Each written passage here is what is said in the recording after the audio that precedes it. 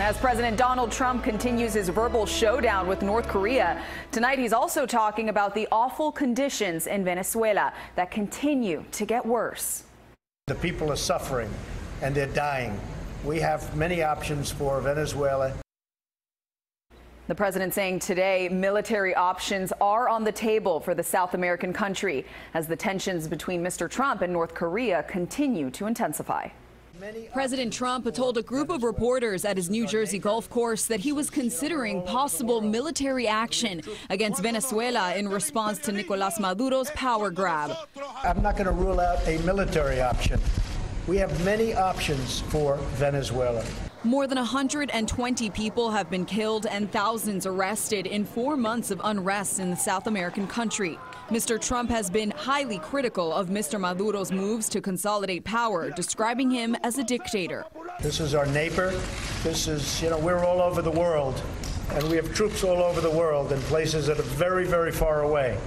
Venezuela is not very far away, and the people are suffering, and they're dying. But the president began the day with this tweet about North Korea. U.S. military solutions are locked and loaded. His explanation for the tweet? Well, I think it's pretty obvious. We are looking at that very carefully, and I hope that they are going to fully understand the gravity of what I said. And what I said is what I mean. Mr. Trump also had a response to those who say his rhetoric towards North Korea has gone too far. My critics are only saying that because it's me. If somebody else uttered the exact same words that I uttered, they'd say, what a great statement, what a wonderful statement. We have tens of millions of people in this country that are so happy with what I'm saying, because they're saying, finally, we have a president that's sticking up for our nation. He again warned Kim Jong-un against carrying out an attack on Guam.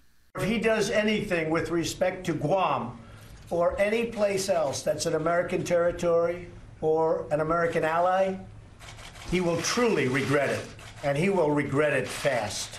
And when asked if he supports regime change in either North Korea or Venezuela, the president responded, Thank you. I think they're very different places, so I don't want to comment.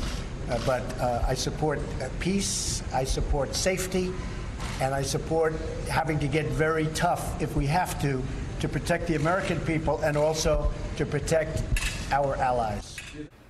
The Trump administration has issued a series of sanctions against President Maduro. Vice President Mike Pence is heading to Latin America on Sunday amid deepening political chaos in Venezuela.